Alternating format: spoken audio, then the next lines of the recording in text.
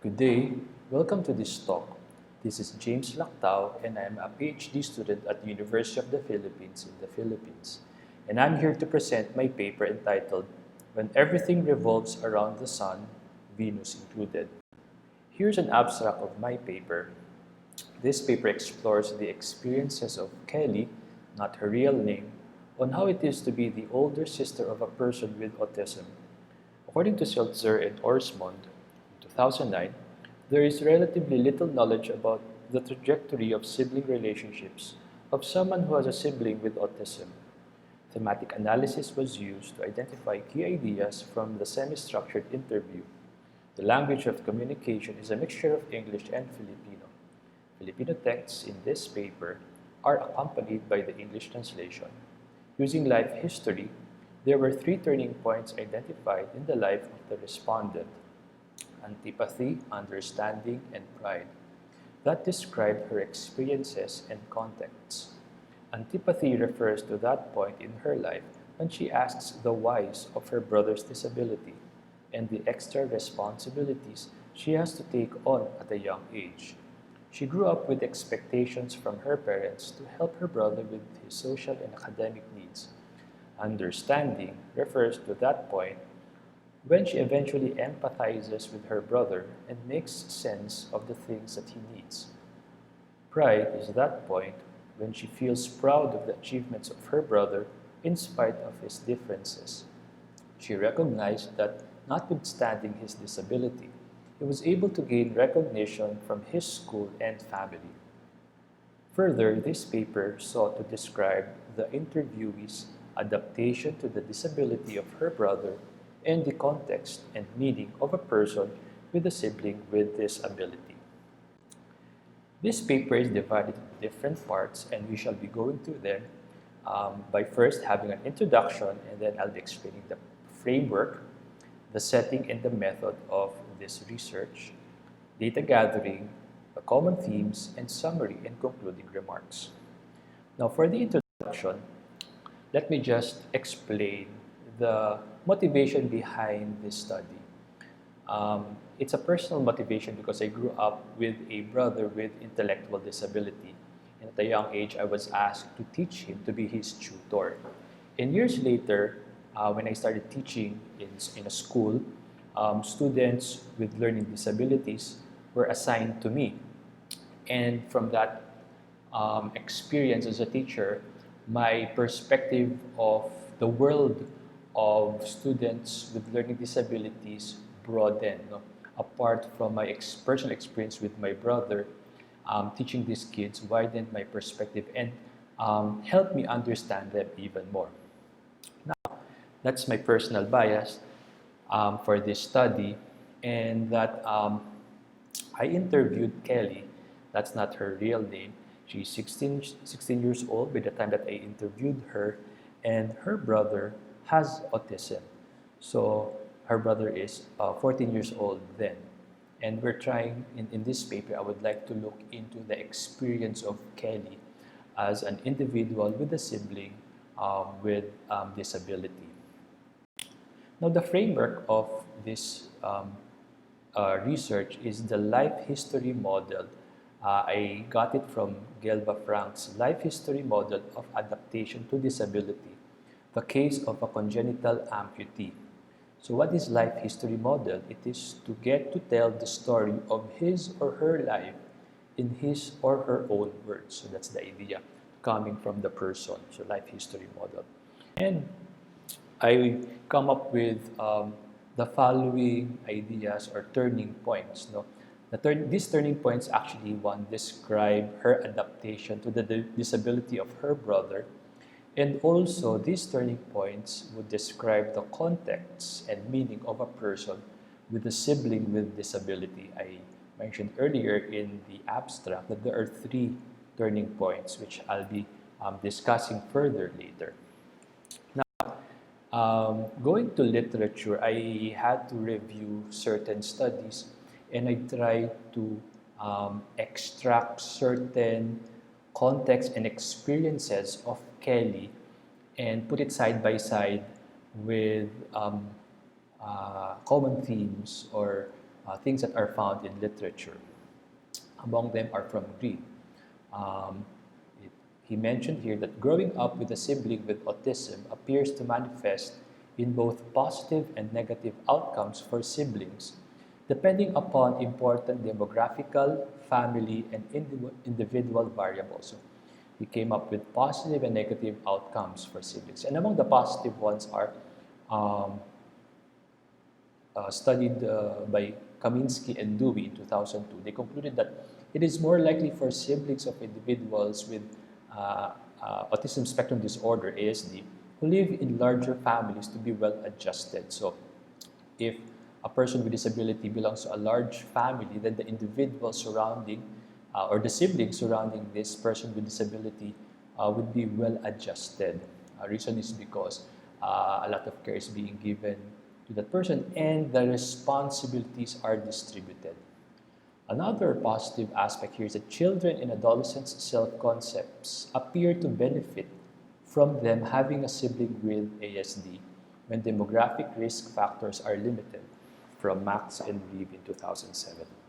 And among the negative outcomes is the one from Ross and Koskeli in 2006. They concluded that the risk of developing internalizing behavior problems is heightened in siblings of individuals with autism spectrum disorder. So other than positive and negative aspects, I also delved into the research of Petalas and others on the common themes, and their study was on the perceptions and experiences of adolescent siblings who have a brother with autism spectrum disorder, which is similar to the case of Kelly. And the 6 themes that they found out are: 1, difficulties and negative impact of their brother's condition on themselves and their family, which is also seen in this study, in my study. How others' reactions to their brother negatively affected them as siblings. How their histories with their brothers contextualize their present circumstances. The varying degrees of acceptance and tolerance towards their brothers. Positive perceptions and experiences with their brothers, and their thoughts and worries about the future. So these are the 6 themes that Petalas and others had. I'll be using mine using life history, and I'll be getting common themes side by side with literature and also using turning points. I'll explain that further later. Now, how was the interview done? The interview was done in a restaurant with the interviewee and her brother. Well, they happen to be my niece and my nephew, so there is rapport that has already been built, and I have gotten consent from both parents and from the interviewee and her brother, and it was in an informal setting, so the conversations were recorded while taking lunch in a restaurant in a corner where no one else can hear us. So, and everyone is comfortable in that setting. So it's a qualitative interview, informal conversations. And if there are certain things that I need to clarify after this interview, and I would send messages to Kelly and ask her to clarify certain things that she said, and she would have gladly replied back. So there's an exchange of messages even after the interview to clarify certain things. Now, data gathering is the interview was transcribed by the researcher, by myself, in an Excel file, in a Word file, and then I got certain initial themes and put them in Excel file, and the Excel file actually helps me to transfer the text easily. And then I would refer to literature that goes parallel with the things that I saw in the transcript. And also, other than referring to common experiences in literature, I also try to find common themes. No? So I put together some of the text that are included in the transcript. Now, in terms of the common themes, when I put them side by side in literature, there are these 2 things that I found. So one is to describe her adaptation to the disability of her brother, and then to describe the context and meaning of a person with a sibling with disability. So in terms of describing her adaptation to the disability of her brother, we have this. The conversation is a mixture of Filipino and English. And if you try to look at the slide, I have here first the English translation, and the actual transcript is actually below in smaller fonts in Filipino. Okay, so the translation is, my mom would always tell me to always understand M. M here is the brother of Kelly, because he is different. So from the onset, she's being required by her mother to be understanding of M. Okay, so that's how she is asked to adjust to the circumstances of M. Um, that's her experience. So, next, if there are times that he would fail to understand or remember some things in class, I would ask G. G is Kelly's friend, and G has a sister who is the classmate of M. Okay? There are times that they are required to bring some things the following day, and he tells nothing to Mama. So the context here is that Kelly and M, they are classmates with a pair of siblings as well, and sometimes Kelly wouldn't know the requirements that are needed for M to submit. And as mentioned earlier, the responsibility of the submission of the requirements of M rests on Kelly, on the sister. And she only gets to find out about those requirements by asking her classmate if her sister, the classmate of M, have those requirements. So it seems here that Kelly has the responsibility of not only fulfilling her requirements, but also trying to know the requirements or the school assignments of her brother. So it's an added responsibility for her. Okay, another description of her adaptation. Thus, in the house, I do all the work. When it is meal time, I would have to set the table by myself. And as for my brother, he's just there, sitting pretty. In a typical Filipino household, the kids are asked to do some household chores, even if they have a household help. But we see here that instead of dividing the household chores between Kelly and her brother, she has to take on all those responsibilities. Okay, so that's her circumstances. So that's the describing her adaptation to the disability of her brother. Now to describe the context and meaning of a person with a sibling with disability. So these are her words, Kelly's words. I was thinking that then that if ever M were normal, we would not be having these difficulties. But on hindsight, he did not choose to have autism. So I accepted my fate. I just became the big sister that he needs. So here, initially, she was thinking that things would be easier if M were normal, that he didn't have autism, because I guess she would have to worry about another person's school requirements, or she would share the responsibility of household chores with someone else. But you see here that later on she was able to accept, and then she was able to accept and just became the big sister that her brother needs. Another description of the context and meaning. There was a time when he had a project to do. It was supposed to be an object that moves, made of recyclable materials. I was the one who entirely did it. I had to stay up late to make it. I used bottle caps as wheels. She got to find out about this only the day before the submission, and she had to stay up late for this. So it was really stressful for her because she had her own requirements to do, and they have to look for those things. And M did not mention anything, and that was really her experience. That's her context. And next, and this is the last of this description of the context and meaning. There were times when M and I had the same schedule for recess break. Then my friends and I would attempt to join him where he was sitting. But when we would arrive, he would leave that place. He does not like to be accompanied. And here we see that she's trying to make M feel welcome because what she knows is that, okay, one needs to have friends, and she sees her brother all alone, so she decided to join them, but M did not join them. He wanted to be alone. So we see here that the context is she wants to reach out, and yet her brother seems not to want to extend his hand in her reaching out. Now, the common themes again in literature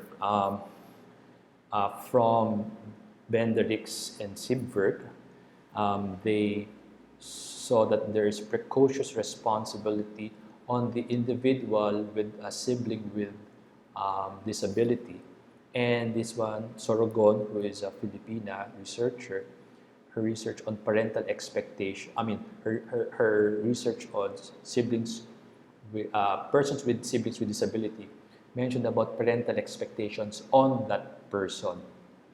And here Kelly mentioned, my mom would always tell me to always understand M because he is different. And there's that expectation to do more, to be given more responsibility. In fact, if we try to look at these are already like adult responsibilities that she had to take, like what Benedict and Sibberg mentioned about precocious responsibility. And then the expectations of her parents, of Kelly, to be responsible and help out her brother. And then how others' negative reactions to her brother affected her. So from Petalas and others, I'll be quoting him more often here. Before I would really feel embarrassed in school if they find out that I'm the sister of M. He is known for being autistic, someone who talks to himself. I'm trying to avoid him. So this is how she was affected by the negative expectations of others. She wanted to disappear from the scene, and she doesn't want to have any association with her brother. But then later on, it changed. No, when he was in sixth grade, I would give the look to those who bully my brother, and by just that look, they freeze. Haha. I must say that they have changed because M stopped crying. So from being avoidant, she became protective of her brother this time. So she protects her brother from those who are trying to bully him. Now, the positive perceptions and experiences with her brother, this is again from Petalas. I'm proud that I'm his sister because he's better than the normal person. I mean, in terms of attitude, he's kinder. Also, M is intelligent. He does not need to review for classes because his intelligence is something that is innate in him. So I have to move faster because I don't have enough time now. So her thoughts and worries about the future from Petalas also, and then survival in the community. These are also concerns about the person with disability. At times he lacks common sense. Once we rode a tricycle. A tricycle is a motorized three-wheeled vehicle used for public transportation, and Mama instructed him to tell the driver to stop if we have reached our destination. But we missed our stop. My mama said that he's not yet ready for this, so he's not yet capable of living on his own. He still doesn't have that skill. And then her thoughts and worries about the future and surviving the community again. Although we have confidence that he can do things, we fear the other people who may pose a danger for M. So he may have certain skills to survive, but what they're afraid of are other people who might take advantage of his condition. Now, these are the three turning points I'm mentioning here, common themes that are chronological because first there's antipathy on the part of Kelly until it became acceptance, and later on she felt pride. So first is antipathy. At first I was wondering why he has autism, why is he different, why is he not normal? So she had these questions, why does he have this? Because of the responsibility that she had. Why would she have to take these responsibilities? Because her brother has this disability, and she started questioning, why does he have this? And thus in the house, I do all the work. When it is mealtime, I would have to set the table by myself. And as for my brother, he's just there sitting pretty. So she doesn't like that because she has to take on all the responsibility, and she has no one to share that responsibility. And next, I was thinking that if ever M were normal, we would not be having these difficulties. But on hindsight, he did not choose to have autism. So I accepted my fate. I just became the big sister that he needs. So here we see the transition from antipathy to acceptance, which is the next one. As I was growing up, I realized it feels really good when special kids show their love. And we are blessed that we have him, one of a kind. At times, I even prefer these special kids because they are innocent. They are pure and don't lie. They are angels. I realize that we should not get irritated at them, that we should not laugh at or taunt them, because if we do, then our state of thought becomes worse than theirs. So just accept it. Of course, as I was growing up, I started to understand his situation, that we should be the ones to understand him. And then finally, she felt proud of her brother, and this is proof of it. Now, when my friends see him, I feel proud. I tell my friends that he is so smart that he doesn't need to review his lessons, unlike us, when we have to review. I am proud that he is in the honors roll because not everyone can be there. When there are teachers who praise him, I feel so proud. They are saying that he is better than the normal person who could be unruly because he is quiet. I tell my friends that even if he doesn't review during exams, he still makes it as an honor student. And I'm jealous of him because of this. And lastly, the pride comes in with these words. I am proud that I am his sister because he is better than the normal person. I mean, in terms of attitude, he is kinder. Also, M is intelligent. He does not need to review because his intelligence is something that is innate in him. So here we speak of twice exceptional students. No? And in summary and concluding remarks, so her experiences are shared with other persons with siblings with autism, as shown in the review of literature that I have taken side by side with her experiences. And also the common themes in her particular circumstances are antipathy, which is initial antipathy, second is acceptance, and finally pride. And these are the references for this talk. Thank you very much for listening and have a great day.